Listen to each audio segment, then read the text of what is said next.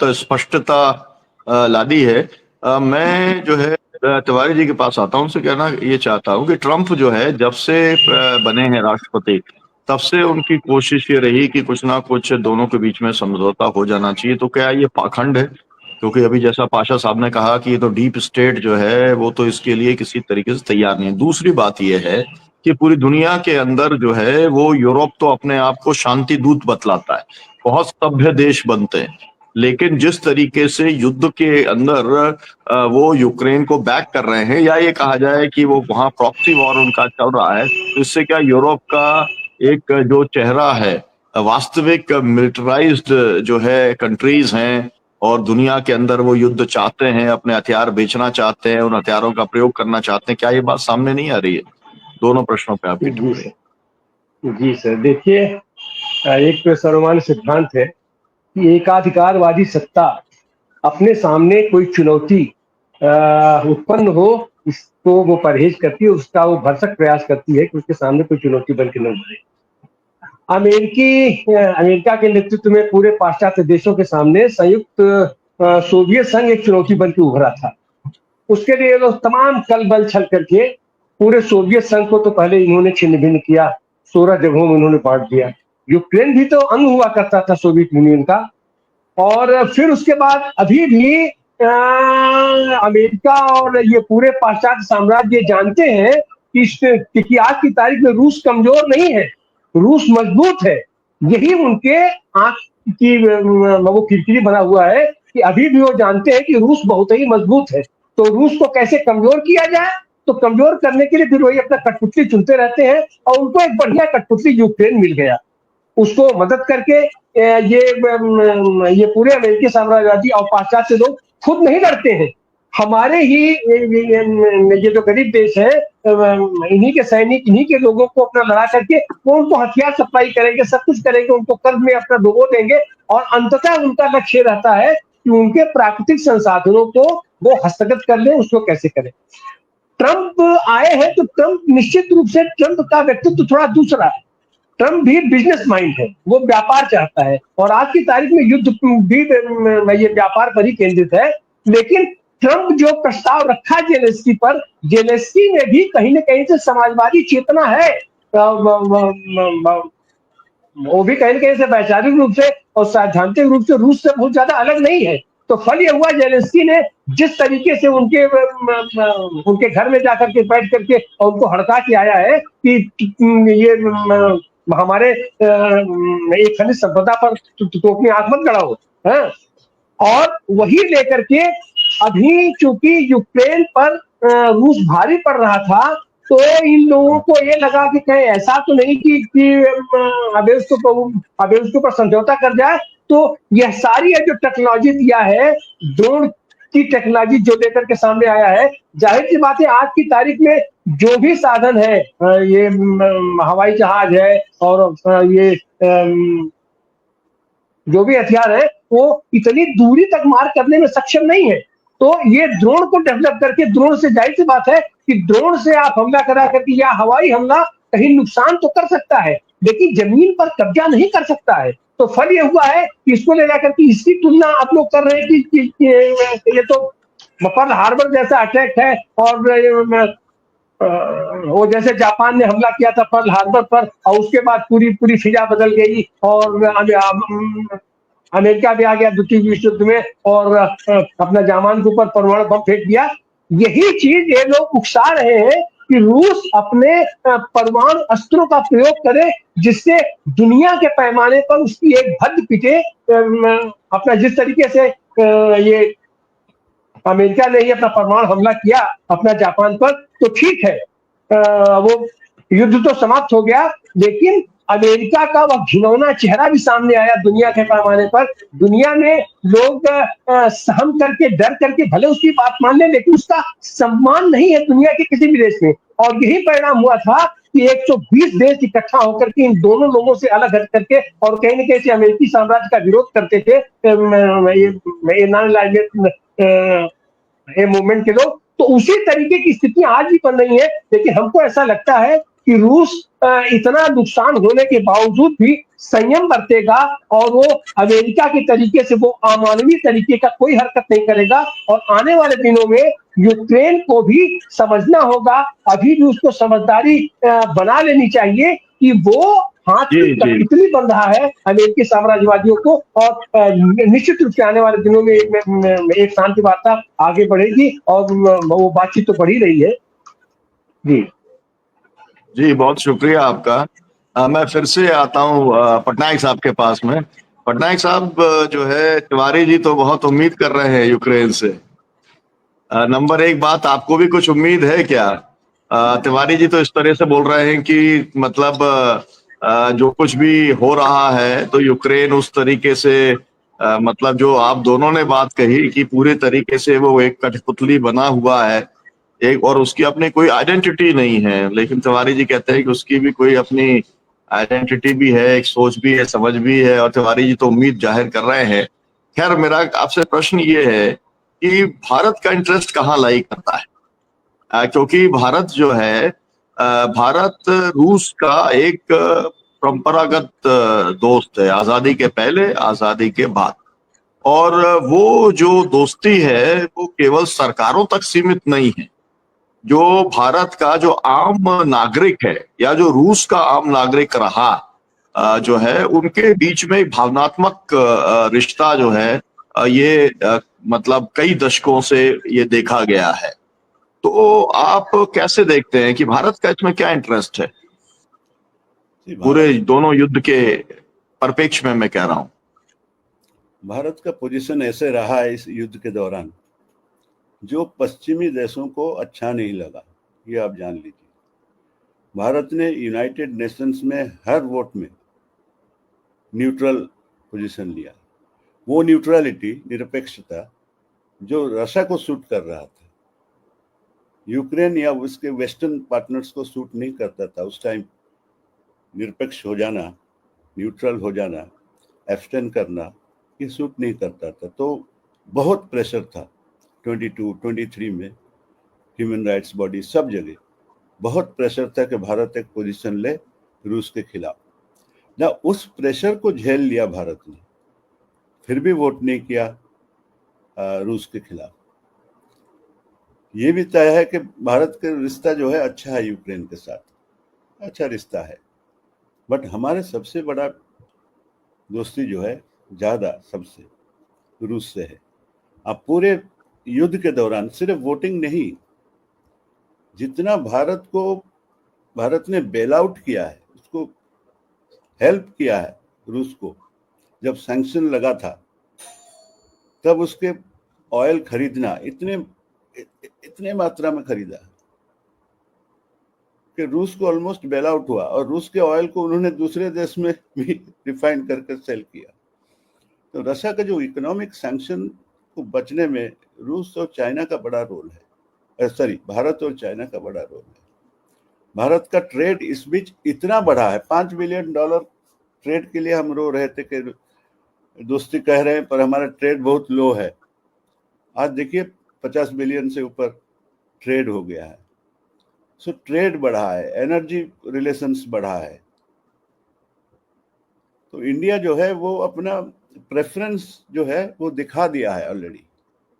हमारे प्रेफरेंस कहाँ है? हम रूस के खिलाफ सैंक्शंस नहीं चाहते हैं, हम सैंक्शंस के हिस्सा नहीं है। और हमारे फॉरेन मिनिस्टर कई बार कह चुके हैं कि यूरोप जब चाहे जहाँ से तेल खरीद सकते हैं और हम लोग नहीं खरीद सकते, ये तो नहीं हो सकता है। तो जहाँ इंडिया का इंटरेस्ट है हम खरीदेंगे, और हमारे इकोनॉमिक इंटरेस्ट है, हम देख लिया कि वेस्ट के ऊपर आप डिपेंड नहीं कर सकते हैं।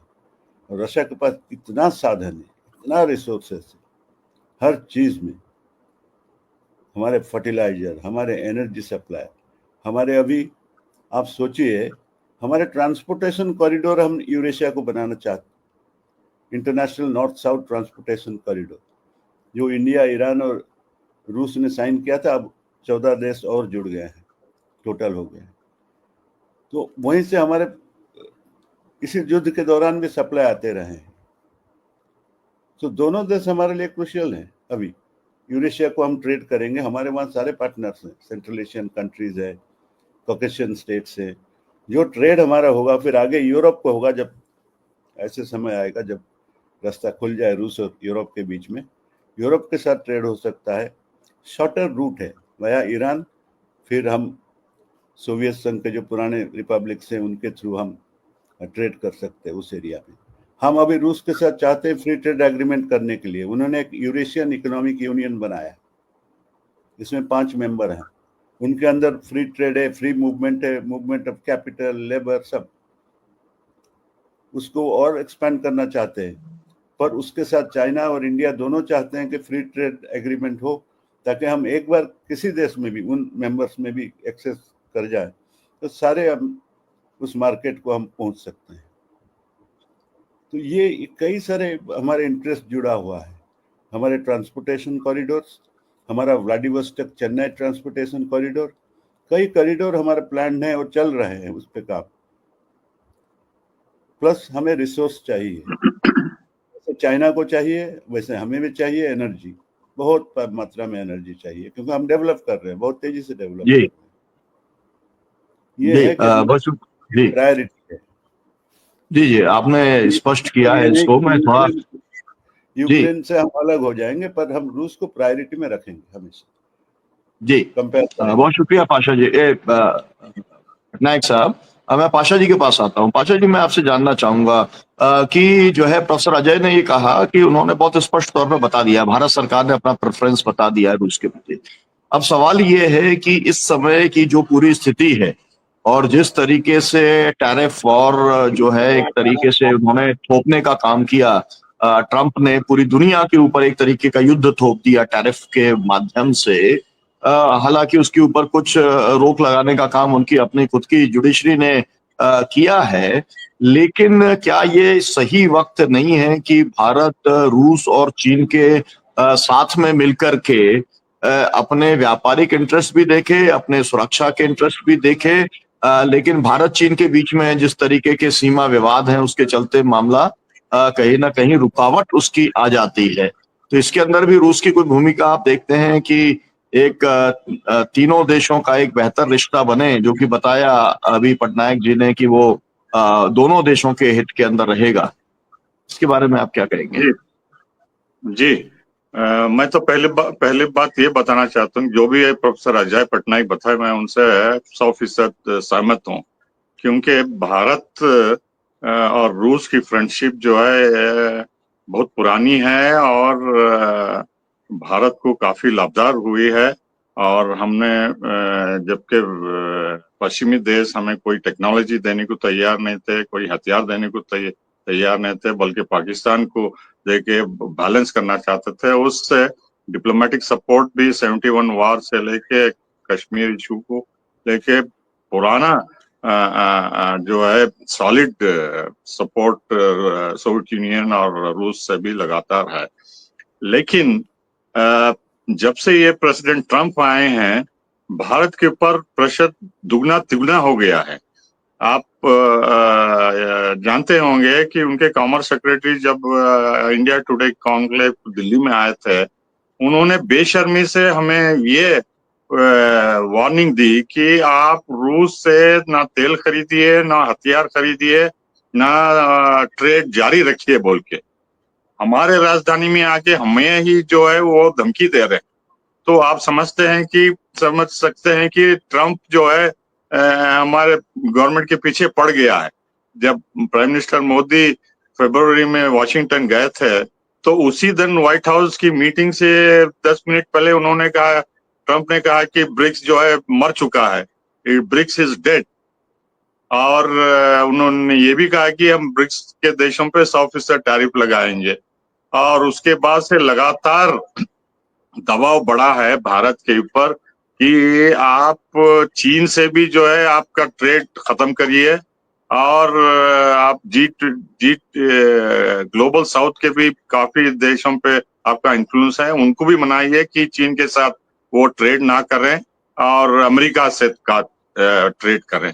तो आप समझ सकते हैं कि ये इतना बड़ा प्रेशर ट्रंप एडमिनिस्ट्रेशन के ट्रेड वॉर को लेके और हथियार को लेके और दूसरे मामलों में बहुत ही आगे बढ़ गया। मेरे ख्याल से भारत झुकने वाला नहीं है, क्योंकि जिस तरीके से मैनिपुलेट डोनाल्ड ट्रंप ट्रेड को लेके कर रहे हैं, सीज फायर को भी 10-12 बार उन्होंने ओपनली कहा कि मैंने सीज फायर कराया और लाखों के जान जो है न्यूक्लियर वॉर में हताहत होते थे, हमने बचा दिया और दोनों देश के लीडर महान हैं और हम दोनों से ट्रेड करना चाहते हैं बोल के, तो वो अपना फायदा सोच रहे हैं। उनके रगों रगों में जो है ट्रेड और टैरिफ भरा हुआ है, दिन रात वही सोचते रहते हैं और ख्वाब भी देखते रहते हैं, आगे जाते हैं और पीछे पॉज भी करते रहते हैं। दूसरी बात यह है कि जो यूक्रेन वॉर से लेके पूरे यूरोप में विदाउट एक्सेप्शन, चाहे वेस्ट यूरोप हो या ईस्ट यूरोप है, वहां एनर्जी की कीमत बहुत बढ़ गई है। क्योंकि चीप एनर्जी रशिया से गैस और तेल आता था, तो अब वो बंद हो गया है, अपने पांव पे कुल्हाड़ी मार लिए हैं, पूरी दुनिया से खरीद रहे हैं जहां से भी मिलता है। तो अमेरिका से भी वो तेल गैस खरीद रहे हैं जो कि 2 गुना ज्यादा है, महंगा है। तो वहां की जो एनर्जी बिल है ऑर्डिनरी यूरोपियन की, वो दुगना हो गई है और वो परेशान है, उससे इन्फ्लेशन बढ़ गया है, अनएम्प्लॉयमेंट बढ़ गया है और रेट ऑफ ग्रोथ जो है जीरो हो गया है, जीरो हो गया। जर्मनी जो इंजन ऑफ ग्रोथ था यूरोप का, वो भी नेगेटिव ग्रोथ में आ गया है। तो उनके आर्थिक मामला जो है बहुत गंभीर हो गए हैं, लेकिन फिर भी वो यूक्रेन को इस्तेमाल करके रूस को हराना चाहते हैं, टुकड़े करना चाहते हैं और किसी भी तरह नुकसान पहुंचाना चाहते हैं। मेरा आखिरी पॉइंट ये है कि अमेरिका कुछ इनिशियल स्टेप्स लिया है, हमें मानना चाहिए कि ये खत्म करना चाहते थे ट्रंप यूक्रेन की जंग को। उन्होंने कोशिश की रियाद में और ज़ेलेंस्की को बुला के उनको जलील किया, व्हाइट हाउस में मनाने की कोशिश करे, हालांकि यूरोपियन प्रेशर बहुत ज्यादा था। लेकिन जो रेयर अर्थ मिनरल का एग्रीमेंट यूक्रेन और अमेरिका के बीच में था, वो मेन मकसद उनका वही था, तो वो अमेरिका वो अपने मकसद में कामयाब हो गया। लेकिन अब जो डीप स्टेट है वो इस्तेमाल करना चाहता है यूक्रेन को और यूरोपियन सपोर्ट को, क्योंकि जो आर्थिक स्थिति अमेरिका में है, जो उनका कर्ज 40 ट्रिलियन के करीब हो गया, जो 1 ट्रिलियन इंटरेस्ट देना पड़ता है हर साल चीन को भी और जापान को वगैरह, तो उनकी आर्थिक स्थिति कोई अच्छी नहीं है। इसीलिए वो कनाडा को 51st प्रोविंस बनाना चाहते हैं, ग्रीनलैंड कब्जा करना चाहते हैं, पनामा कैनाल कब्जा करना चाहते हैं और गाजा को भी कब्जा करना चाहते हैं। तो आर्थिक स्थिति और जो इंपीरियल अमेरिकन हेजेमनी है उसको रिटेन करने के लिए हर मुमकिन कोशिश कर रहे हैं और वो भी धीरे धीरे ये डीप स्टेट के बातों में आके यूक्रेन से रशिया को अलग थलग चीन से करने का प्रयास कर रहे हैं, क्योंकि अल्टीमेट गोल चीन का है। चीन का खतरा सबसे बड़ा है, उसमें वो ये समझते हैं कि रूस और चीन को अलग थलग करना, रूस को हम किसी भी तरह हराएंगे बोल के, लेकिन इस चक्कर में खुद यूरोप और अमेरिका ही डूबेंगे। जी स्पष्ट है, रूस के साथ में जुड़ा हुआ है भारत का हित और उस हित का संरक्षण भारत सरकार को लगातार करना चाहिए। लेकिन ये भी बात एकदम साफ है कि राष्ट्रपति ट्रंप जो पीस इनिशिएटिव था उसको लेकर के वो पूरी तरीके से फेल हुए हैं और इसके साथ साथ में यूरोप जो है वो इस युद्ध को आगे बढ़ाना चाहता है। ये वाली बात एकदम स्पष्ट है। हम यहीं पर इस कार्यक्रम को समाप्त करते हैं। आगे इस मुद्दे के ऊपर हम चर्चा जारी रखेंगे।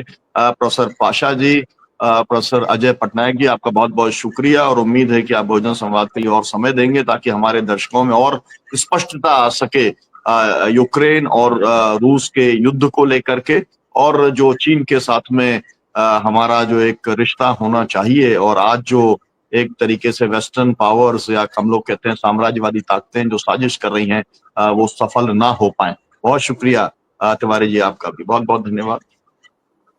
Thank you Tiwari ji.